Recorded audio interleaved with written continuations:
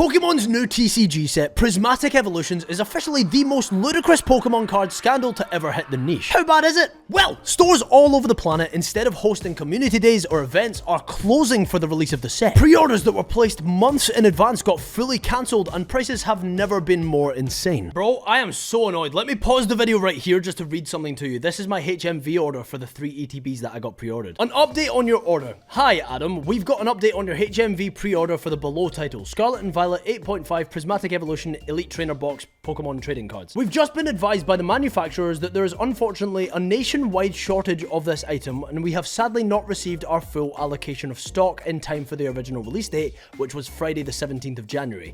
As such, we have regretfully had to postpone the release date for this item until 27th of February, when we hope to have received the rest of our shipment and are able to fulfill all pre-orders. Apologies for any disappointment that this may cause, and thank you for your patience. We'll get the pre-order to you out as soon as you can. Bro, they're postponing it by over a month. It's gotten to a point where HMV, one of the biggest media freaking companies in the UK, don't have enough allocation to give the freaking pre-orders months. Bro, I pre-ordered this over a month and a half ago, and I'm now not going to receive my pre-order until the second drop of Prismatic has happened. That's insane. That's absolutely ludicrous. Sorry, I'll let you go back to the video now, but I just wanted to show you that, because what? To the point, by the way, where I saw a streamer on Whatnot who, by the way, openly admitted to scalping Prismatic Evolutions, and they were selling packs at 15 to 20 per pack. That's Great British pounds, which translated to dollars is about 20 to 25. To put that into perspective, an ETB at MSRP goes for $54.99. There are 9 Prismatic packs in an ETB, so if we even round to the lower side of the pack price, scalpers are able to auction off the packs from 1 ETB and make a profit of £75. 135 quid just for 9 packs. That's over a 100% margin, and people are literally printing money. So, in this video, I'm going to help you understand why this is all happening and what you can do about it, because this set, this niche right now could so easily be classed as the perfect storm. 1. The Pokemon Pocket Surge. Provided you don't live under a rock or in a cave somewhere, you'll know about the app that Pokemon released nearing the end of 2024 called Pokemon TCG Pocket. I, among many others, have a crippling addiction to it, but as a byproduct, it had a pretty enormous and unpredictable aftermath. Except, it wasn't really unpredictable now, was it? You see, once upon a time, the Pokemon card niche exploded in popularity after another app came out that you may or may not have heard of. I'm talking, of course, about Pokemon Go. This freaking app took over the planet. People were growing exponentially on YouTube from it. People who had never cared about Pokemon were addicted beyond reason, and this is a big and, it brought a whole new fan base to the niche. Naturally, people liked the game enough to look into Pokemon as a whole freaking media franchise, and that sparked a lot of interest in the Pokemon card collecting niche specifically. Hear me out though, that all happened as a result of an app that had nothing to do with Pokemon cards. It was just a trickle-down effect because it was a Pokemon thing. Now imagine that level of hype towards an app that is specifically centered around opening virtual Pokemon packs. The dopamine factor alone was crazy, but the beauty of it was that it was done in such a way that old nostalgic Pokemon fans were reminded of their collecting way back when. I mean, hey, I'm a prime example. It tickled me enough that I got back into collecting as a direct result of TCG Pocket, and now I've got a pretty nice looking collection. Look, I'll prove it. This is my expensive binder. Like, I've got some cool cards. I mean, come on, I'm not gonna not show off the Pikachu, am I? I've actually got it in my hands right now, that's crazy. Yucky. So for people like me, it was a pretty ludicrous catalyst to completely obliterate my wallet. And for people who had never heard of it, they rip a cool, colourful Pokemon pack, get a gorgeous looking card, and tickle their dopamine receptors to a point where another sea of people wanted to experience the real thing. Which leads me to talk about the second anomaly, which is, of course, the set itself. So firstly, we have to touch on the fact that Prismatic Evolutions is a special set, meaning that booster boxes aren't ever gonna be released. Once everything has dropped by mid-March, there will have been accessory pouches, binder collections, poster collections, text sticker collections, booster bundles, and of course, ETBs. Now, Prismatic Evolutions was already destined to be a raging success because it circled around the Evolutions, which within the niche are the closest thing to poster children outside of Pikachu. These things are adored by every single Pokemon lover ever, and the TCG hobby is no different in that. Evolutions have some of the prettiest and most sought after cards in the market as a whole. whole. The most notable of which being the elusive Moonbryon from Evolving Skies, which in a PSA gem mint 10 sells for roughly $2,500 US. But even past just the Moonbryon, let's talk about that set as a whole. Evolving Skies, the last set to be themed around Evolutions, has a raw set value of $4,500. As in, if 0 of the cards are graded and you wanted to complete a master set of Evolving Skies, that's what you'd be looking at spending. So going back to the Moonbryon, it's every collector's wet dream. Now, imagine the niche's shock when Pokemon reveals some of the artworks that are going into Prismatic Evolutions. These card designs aren't just stunning, but there's an Umbreon with a very, very specific design on it. And everybody is referring to it as the Moonbryon counterpart even before the set's released. Bro, that controversy alone is gonna make this card worth a silly amount of money. I don't even want to think about it, bro. I don't want to touch that. Unless, of course, I pack it. Beyond everything that I've just spoken on, this is officially the first ever English set to contain the Master Ball Reverse Holo cards. So beyond everything that we've already said, that adds a whole new element to collecting them. People go crazy for the Master Balls in Japanese sets. For instance, with Terrestrial Festival, we got lucky enough. Wait, let me find it. I need to open up my binder again. Yes, when opening Terrestrial Festival, we got lucky enough to pull the Master Ball Eevee card. Now, I know it doesn't look like much, but raw, that card is selling for about $50, and if it grades a 10, which this one looks like it very well might, it sells for over $200. So right, imagine that level of hype on the English cards, which already very commonly go for more than the cards of other languages. It's not always the case, but more often than not, the Japanese cards will be worth less than the English ones. So with all that in mind, let's talk about the last set to come out. Surging Sparks. This set was so well timed. Not only are the cards really pretty, like this one, this one, this one, or I mean this one, but the set was centered around Pikachu, specifically that Pikachu that I was just holding, which for the TCG business was the holy grail. I won't delve too deep into this one, but with Surging Sparks' pull rates being so low and the set being so hard to get your hands on, it was a freaking bloodbath. Booster boxes at MSRP were worth about $150, and now a couple of months later, you can't really find them for less than $230, and even then you'd be lucky. Remember, we're talking about buying and selling pretty freaking cardboard here. The Pikachu in this set hit record prices because it was that hard to pull, and full disclosure, I got mine for about $400 US.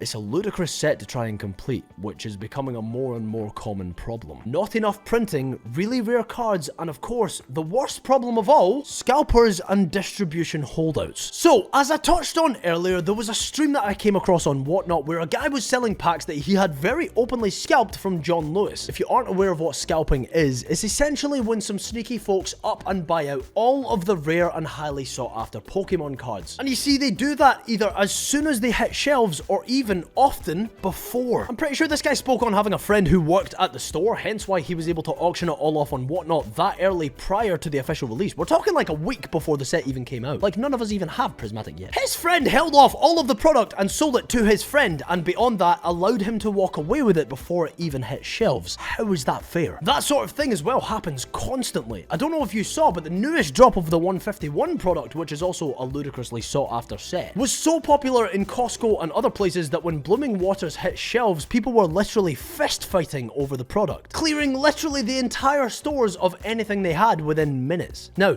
beyond that, distributors of Pokemon cards are doing something that again can be seen as less than honest, because distributors aren't in any way obligated to disclose how much allocation they get. Allocation being the amount of product that they receive from the Pokemon company of whatever product is in question. And because of that fact, it's becoming a trend that distributors are holding on to a lot of product so that when it hits shelves and the demand is at its peak, they can sell off the sealed product for much, much more than they would have at release. But to give it at release is what they're given allocation for. Again, incredibly unfair and a closed circuit that is entirely impossible to get into for the average collector like you and me. Which leads me then to my next point. The prices. A lot of people re-entered the niche, like myself, to collect, and this set has a lot to make it so hard to turn away. Be it the arts themselves, the Master Ball gimmick, or, and I can't believe I haven't mentioned it yet, but it's officially confirmed that you can get God packs in this set, even in English. And at the point of recording this, I literally just saw a video a couple of hours ago of someone pulling a God pack. Listen, go take a look at this original video by Smash Cafe. They were just opening Prismatic Evolutions and pulled an English God pack. We're gonna watch it together, you and me are gonna react to this, but this actually happened earlier today. I can't believe it, bro. No way, bro. This is so crazy. It's, oh my god, I can't imagine what this must feel like, bro. It opens with the Master Ball Eevee just there. Oh my days, bro. God pack or a demigod pack? Oh, no way. How are you staying so calm? Ah! Bro, I would be screaming. I'd be freaking out. My God, I'd be sweating out of every orifice in my body. Oh my God, bro, are you serious? Okay, hold on. Calm down. Calm down. What do you mean calm down? Don't calm down. Freak out. You can do this. You've done this thousands of times before. Oh my God. Oh my God. The arts in this set are so good as well. This is crazy that this happened. Guys, please go check out Smash Cafe's video. I feel a bit cheeky using it for mine, but oh my God. Smash Cafe, if you're watching this, freaking look at it. Can you believe that? Congrats. That's insane. Can you believe that? That is insane. I can't believe it. Bro. I'm actually, Bro. mate. Let's recap. Congrats, Smash Cafe. Do you know what? Subscribe. Absolutely. This is on my Gentle Loot account as well. Do you have any idea how much FOMO I've got watching this? Oh, it hurts my feelings. That's crazy though. Well played. Well played. Someone got it. I'll link that video in the description and I'll show you on screen right now. But this person literally got an Evolution God Pack in English, which is absolutely insane. I can't even fathom what that pack's worth right now because the set isn't even freaking out yet. But my point is this. We got back in this for the love of Pokemon, for the love of the art, for the love of the business. Hell, I'm literally a Pokemon YouTuber. I have a channel with 80-odd thousand subscribers dedicated to playing just Pokemon. The video games, not the TCG. But with all of the stuff that we've talked on going on, of course the niche attracted a lot of people who are only in it to turn a quick profit because they can literally create money out of nothing. And as much as I don't respect it, I understand it. I managed to get my hands on a couple of ETBs on pre-order at £55 from HMV, which actually, I wrote that in the script before I got that thing that I showed you earlier, so no I didn't because they prolonged it to next month. I'm not even getting my freaking ETBs that I got from HMV until the 20 whatever of February. That's insane. HMV is one of the biggest media stores in the UK. But if I go to eBay right now and look at the last solds of Prismatic Evolutions ETB pre-orders, we're comfortably looking at an average of over 200 USD per ETB. That's what they're selling at, just sealed. How insane is that? Before the set has even released, people are willing to pay quadruple the shelf price of the product just to avoid the FOMO. For perspective's sake, imagine you're a kid trying to collect Pokemon cards because you love them. Imagine being that kid's parents, struggling knowing that you can't even get them anymore without paying quadruple what it's worth. And it's not just Prismatic, it's an epidemic. At the time of recording this, the last sale of a Fusion Strike booster box is $388 US. Evolving Skies booster box is recently sold more than once for $1,500. Like, look, ready? Evolving Skies booster box. Ready for this? It's gonna be look at this. 14 watchers on £1,350. But again, let's not look at listings because that doesn't give you a genuine, like, scope of what's selling. So it was £600 in June 2024. But January 2025, it's selling for like £1,100, £1,200. But there's been a sale recently for £1,500. Alright, so it's currently up at £1,250. What's that to USD? $1,500, yeah, $1,500. Over $1,500 is what it's selling at, which is absolutely insane. For 36 booster packs, man, come on. And that's just the tip of the iceberg. Things are out of hand, categorically. And one thing that is definitely not helping is the Pokemon Company. The Pokemon Company are smart, man. I mean, come on. Pokemon is the highest grossing media franchise of all time in history. Studied to have made over 100 billion in revenue, bro. With that, Pokemon know how to create market surges and play with demands. They know that if they print too much and anyone can get the product at any time, it's not going to be as exciting. The buzz won't be there.